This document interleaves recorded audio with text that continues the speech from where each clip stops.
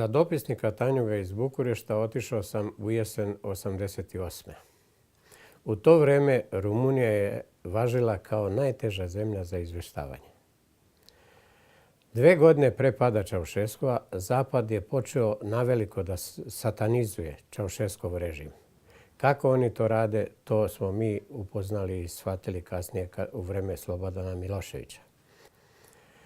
U isto vrijeme, na istoku, Gorbačov je lansirao reforme pod sloganom Perestrojka i glasnost. Reforme koje su također bile protiv diktature kakvu je negovao Čaušesku. U takvim uslovima Čaušeskova Securitate, koja je bila stup te vladavine, počela je da kontroliše bukvalno svakog stranca u Bukureštu. Ja kao strani dopisnik nisam mogao da kontaktiram ministre, da tražim intervjue ili izjave. To sam uradio posredno preko posebnog odeljenja agencije Agerpres, gdje su radili iskusni agitpropovi ili diplomati od karijere. Konkretno za Tanjug je bio zadužen Panait Lefter, posle revolucije je bio rumunski ambasador u Beogradu. Rumunski građani nisu imali mogućnosti i nisu smeli da se druže sa strancima. Sve što je bilo potrebno strancima obezbeđivala je posebna firma, takozvana ODČD. Od ODČD-a smo zakupljivali i stambeni i poslovni prostor. ODČD nam je obezbedio telefonske i teleks linije, poslugu, pa čak i bonove za benzin smo kupovali od ODČD-a. U Bukurešt sam došla nedelju dana posle Petra sa naša 2 sina, koji su tada imali 8 i 3 godine, avionom, i već na samom ulazu na civilni aerodrom Otopenj doživjela sam neverovatan šok. To je bio vojni zapravo aerodrom ili je izgledao kao takav, sa puno naoružanih ljudi, policajaca, vojske, ne znam šta su bili. I brutalno su nas pretresli nekom palicom, detektorom ispod mantila, ispod jakne deci. Čak su mi ispod šešira gurnuli tu palicu, što je bilo jezivo i šokantno. Deca su počela vrište, ovaj stari da plače. Ja sam već polako ulazila u paniku. To je bio uvod, jer je bilo sve jako čudno, to je bio uvod u način života na granici paranoje. Vrlo brzo su nam ljudi iz ambasade objasnili da ćemo biti prisluškivani u stanu 24 sata. I obavezno su nas upozorili da na to apsolutno se ne obaziremo, da naviknemo kako znamo i umemo i da tako živimo. Neposredno posle 4-5 dana, kako brzo smo morali da se spremimo jer su Tanjugovci čekali izveštaje, ja sam počela da pomažem Petru u redakciji, da primam telefonske pozive, narudžbine od televizija i drugih medija iz Jugoslavije i pritom shvatila da komunikacija sa stranim novinarima, diplomatama, Rumunima, majstorima, znači uopšte zahteva znanje rumunskog jezika, i nađemo jednu fantastičnu profesorku koja je radila sa stranim doktorantima na univerzitetu, a privatno ovako ilegalno. Ja sam išla kod nje da učim, da uzimam časove, inkognito, ako sretnem nekog od komšija, znači ne smijem mi da se javim, da mi akcenat ne prepoznaju. I praktično za 2,5 meseca, pošto ona je izuzetan profesor, ja sam usvojila rumunski jezik. Vodila sam decu u školu svaki dan u početku, u obdanište, da vidim kako će da se snađu. I tada sam na ulicama Rumunije doživljavala nove šokove. Recimo, bračni par Čaušesku prolazi kolima kroz centralni bulevar Mageru. Svi ljudi koji se u tom trenutku zateknu tu imali su obavezu da se prislone uz zid, uz ogradu, gde su se zatekli, na trotoar, ali sve što dalje od bulevara, i da se bukvalno zalede u tom trenutku, da ne smiju da mrdaju. I nama, ljudima koji smo u slobodi živeli, to je bilo traumatično, mislim, prosto nemoguće. Ali bez obzira na te sve situacije koje su bile takve traumatične, od prvog momenta počeli smo da volimo tu zemlju. Zašto? Prvo, zato što je bila puna apsurda, kontradiktornosti. Znači, zemlja kulture, predivni parkovi, arhitektura, zgrade koje se samo u lepim snovima mogu vidjeti, ljudi opušteni i u toj svojoj sirotinji zaista kulturni delovali su čak i sretno. Mnogo su čitali, mnogo su voljeli umetnost i kulturu. Znači, kultura je bila impozantna i vidljiva i u toj najvećoj bedi i sirotinji iz toga vremena. Tadašnja Rumunija je bila žalosna i bedna. U nastojanju da isplati spoljni dug, Ceausescu je postepeno ukinuo električnu energiju, postepeno je pravio restrikcije toplote, tako da je zimi u stanovima bilo 13 stepeni, pa čak je počeo da racionalizuje i glavne namirnice.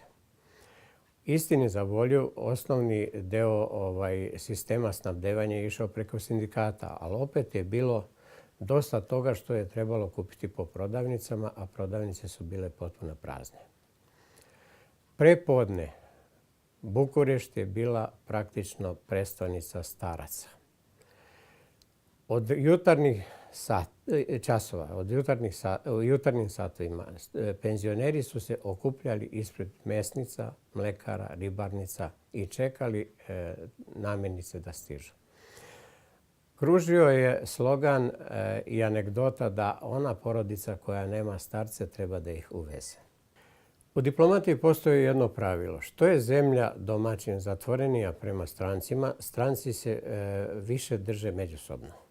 Tako se i u Bukureštu dešavalo da smo, recimo, mi, strani dopisnici, smo se družili porodično, organizovali porodične izlete, a to su bili izleti Prva šuma iza Bukurešta, gdje smo, dok smo okrenuli roštilj, jednostavno razmenjivali informacije i komentarisali događaje koje preko nedelje smo čuli ili beležili.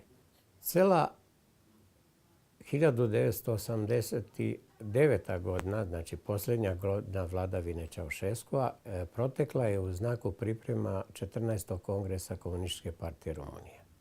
Aprila meseca Ceausescu je obelodanio da je isplatio sav dug. Sjećam se, tada sam napisao da je to jedna od retkih vesti koje mogu da prenesem, međutim to je vest kojoj se niko ne raduje. Zašto? Zato što je Ceausescu odmah rekao da bi još malo trebalo stezati kaiš i da Rumunija sa muslimanskim, odnosno arapskim zemljama, oformi alternativni monetarni fond koji ne bi bio zelenaški, koji bi davao kredite po povoljnijim uslovima. U leto je počelo razmišljanje da se Ceausescu povlači na kongresu da da ostavku, međutim ni to nije prihvaćeno. Tako da je ostala posljednja varijanta da silom bude skinut. Danas, posle 20 godina, ako se pitam da li su postojale organizovane snage u Rumuniji koje su to izvele ili da li je to bilo delo stranih agentura, mogu da kažem da i istok i zapad su ohrabrivali antičaušiste da se bolje organizuju, a te grupe nisu mogle biti frontalno organizovane, nego su bile po manjim grupicama sa više vođa. Prvi put mi je bilo jasno da postoje takve snage u Bukureštu kada negde novembra meseca ispred studentskog doma Grozevešć pojavile su se kruške i jabuke na drveću. Zašto? Ceausescu je stalno u svojim govorima pričao i rekao, ponavljao da će u Rumuniji doći perestrojka kad na vrbi rodi grožđe i topola kruške. Tako da ta priča koja je procurila do mene iz Grozeveštija je bila signal da ipak može se desiti da on padne, da on bude smenjen. I od toga sam napravio kratku pričicu koja je Politika objavila na prvoj strani. 2 dana poslije toga u Beogradu su krenule antičaušističke demonstracije i grupa mladića umjesto transparenata su okitili granu jabukama i kruškama i tako demonstrirali ispred rumunjske ambasade u Beogradu.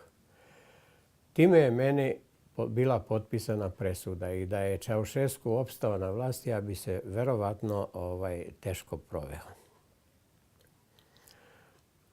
Kada su počele demonstracije u Temišvaru 16. decembra, bio sam jako tužan što nisam mogao biti tamo. Međutim, ubrzo posle 16. decembra 20. je već 21. je počeo da vri Bukurešt, pa i cela Rumunija. Pre nego što je počelo u Bukureštu, Ceausescu je morao da ide u posetu Iranu zato što je tamo potpisivao ugovore o snabdevanju naftom. 4. decembra te godine je imao posljednji susret sa Gorbačovom u Moskvi i Gorbačov ga je odbio da mu isporuči naftu, a Rumunija je imala iz sopstvenih izvora tek trećinu potrebne nafte od oko 36 miliona koliko su bili kapaciteti rumunskih rafinerija. Tako da i Ceausescu je morao da otputuje bez obzira na događaje u Temišvaru. Kad se vratio 20. decembra navečer, Temišvar je već bukvalno bio slobodan grad.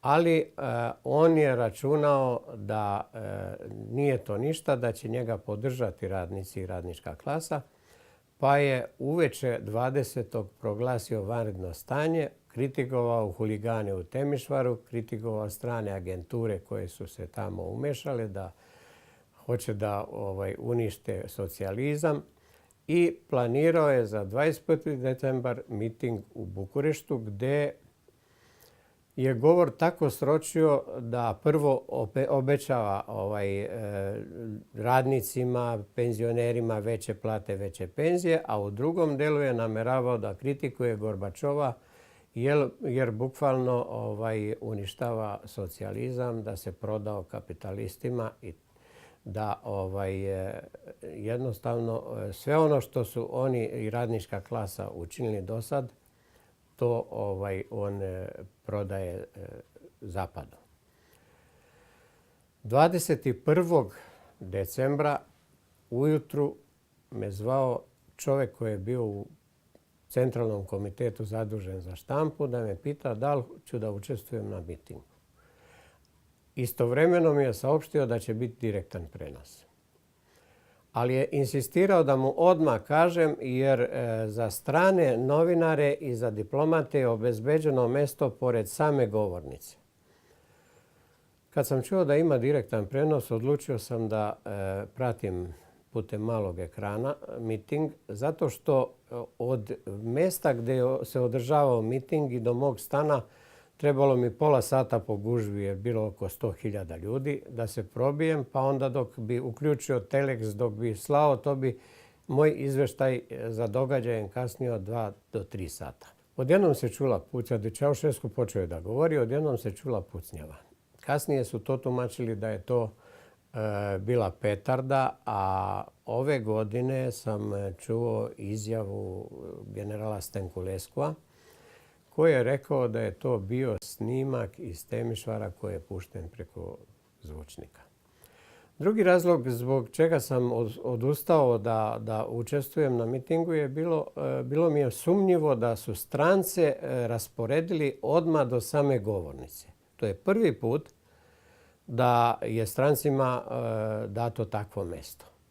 Pa sam posumnjao možda je i to neka mera obezbeđenja diktatora.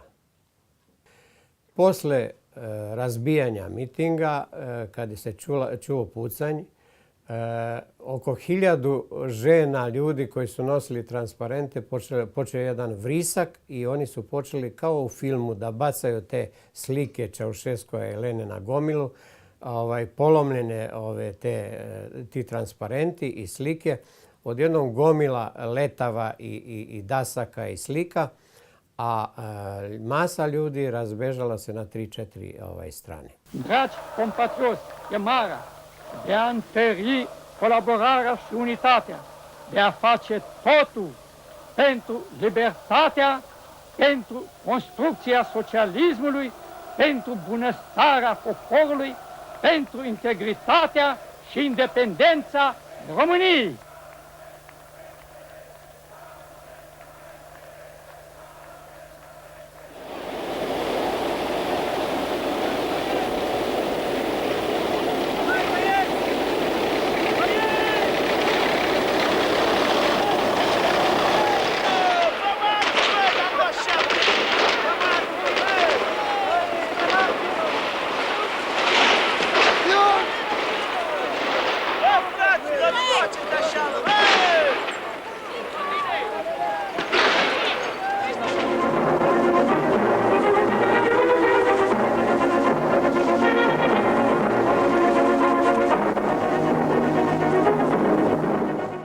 Grupa demonstranata koja se izdvojila ispred hotela Intercontinental uspjela je da se nametne kao središte budućih događaja. U toj grupi je bio i profesor Petre Roman sa svojim studentima, kasnije prvi premijer postkomunističke Rumunije.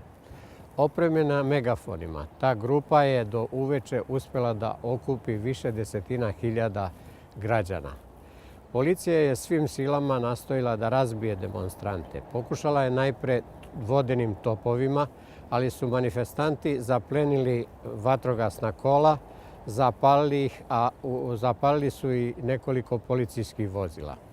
U jednom trenutku vojni kamion uleteo je u masu punom brzinom, usmrtivši više ljudi.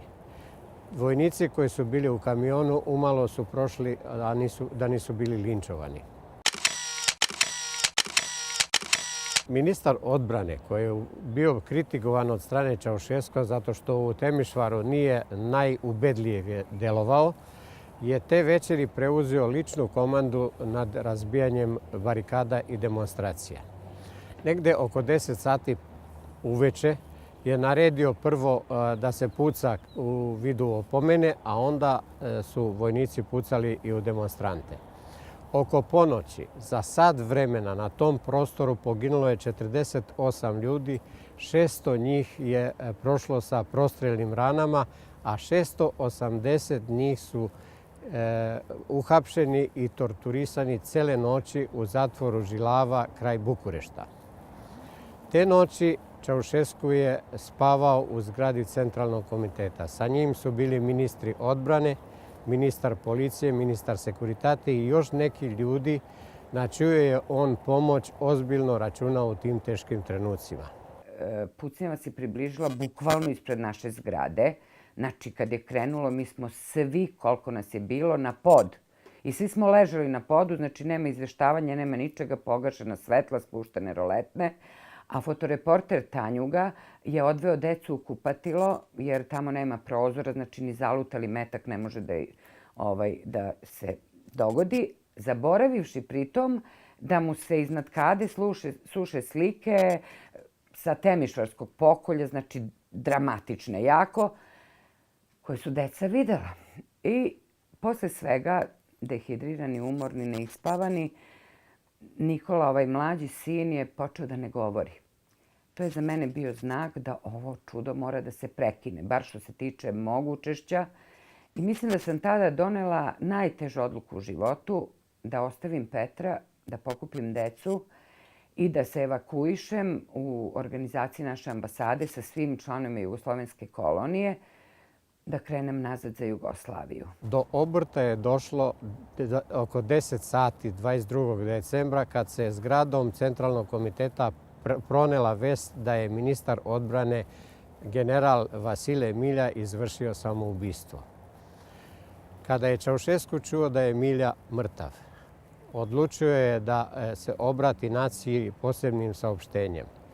U tom saopštenju on je optužio generala da je on izdajnik i da je on kriv što u Temišvaru su huligani i strani agenti uspjeli da preuzmu vlast. Pozvao je generala Stankuleskua i naredio mu da preuzme operativnu akciju razbijanja demonstranata. U trenutku kada je preuzeo vlast, Stankulesko je odlučio da ide protiv Čaušeskua. Rešio je da naredi jedinicama koje su stigle na domak grada da se kreću ka kasarnama, a onda je vojnicima koji su čuvali Bukurešt i zgradu Centralnog komiteta je naredio da ne pucaju u demonstrante. Time je praktično izvršio državni udar. Ohrabreni neintervencijom vojske, demonstranti su se do podne približili ulazu zgrade Centralnog komiteta. Kada se u zgradi pročulo da su demonstranti na ulazu, nastala je panika. U tom trenutku Stenkulescu je predložio bračnom paru Ceaușescu da sa krova zgrade helikopterom napuste Centralni komitet. U trenutku kada se na nebu pojavio helikopter predsjednika Ceaușescua, kolega iz BTA i ja bili smo na 500 metara od sedišta partije.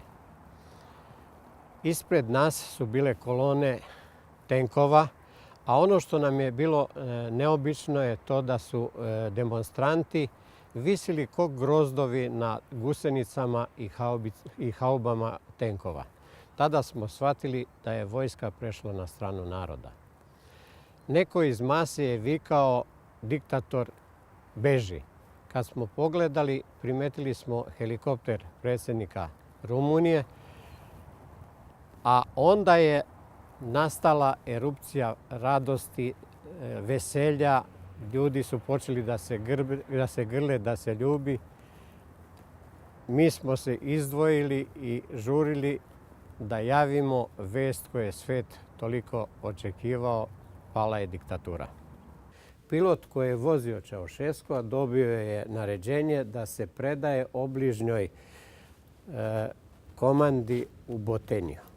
Ceaușescu, kad je čuo nova naređenja, rešio je da krene do Trgovišta autostopom. Sa njim su krenuli dva njegova telohranitelja, a uveče je bio uhapšen. Dok je Ceaușescu bio u bekstvu, u zgradi Centralnog komiteta počela je ogorčena borba za vlast. Najprije je zvanični premijer Constantin Dascălescu ponudio reformisanu vladu, a zatim je Ilie Verdec, koji je bio smenjen pre Dascălescua, je ponudio vladu sastavljena od komunističkih disidenata. Stenkulescu je najpre mislio da vojska preuzme vlast i da organizuje izbore, a onda je shvatio da neće imati podršku celokupne strukture armije, pa je odlučio da pozove Ilieskua, koji je u ono vreme u rukovodećim krugovima Rumunije slovio kao naslednik Ceaușescua. Za 3 dana koliko je Ceaușescu bio u pritvoru, Iliescu je uspeo da oformi Front nacionalnog spasa kao nekakav organ novih vlasti i da priredi da se Ceaușescu i njegovoj supruzi Jeleni sude. Osuđeni su na sam dan Božića na smrt streljanjem, a streljanje kazna je izvršena odmah. Sa današnje ove distance od 20 godina možda sve ovo što smo pričali izgleda drugačije, ali tada nama je to sve izgledalo strašno, jer realno to je bio prvi oružani sukob na tlu Evrope posle Drugog svjetskog rata. Mi kao porodica Tomić nismo bili svesni da smo zapravo učesnici i svedoci jednog velikog istorijskog događaja. A od Rumuna sam naučila to da kulturno ophođenje i ljubav ka umetnosti, kulturi i nečemu što je uzvišeno nema nikakve veze sa bogatstvom materijalnim, sa parama, sa životnim standardom, jer oni su mi pokazali da i u najsiromašnijim uslovima kvalitet ostaje kvalitet i da se to ceni, da se ljudi po tome prepoznaju. Tog 22. decembra ja i moja porodica imali smo još jedan šok. Dok sam ja pisao izveštaj za izveštajem, na vratima je neko zazvonio. Pošto je već počela pucnjava u Bukureštu, mi smo bili dosta oprezni. Supruga je gledala kroz špijunku i vidjela je nepoznate ljude. Odlučili smo da otvorimo. Sa druge strane, čovjek na srpskom je vikao: Pero, Nado, otvorite, mi smo, naši smo. Pred nama su stajala dva čovjeka između 30 i 35 godina sa ženom i dvoje dece. Predstavili su se da je to ekipa koja je prisluškivala naš stan. Došli su i tražili su od nas pomoć u slučaju da dođe do istrage. Ostao sam bez komentara, nisam imao snage da bilo šta kažem. Poslije toga te ljude sam još nekoliko puta sreo. Jedan od njih, koji se zvao Đorđe, postao je šef diplomatskog kluba i uvijek kad god bi bila neka svečanost, moja porodica i ja smo imali počasno mjesto u prvim redovima.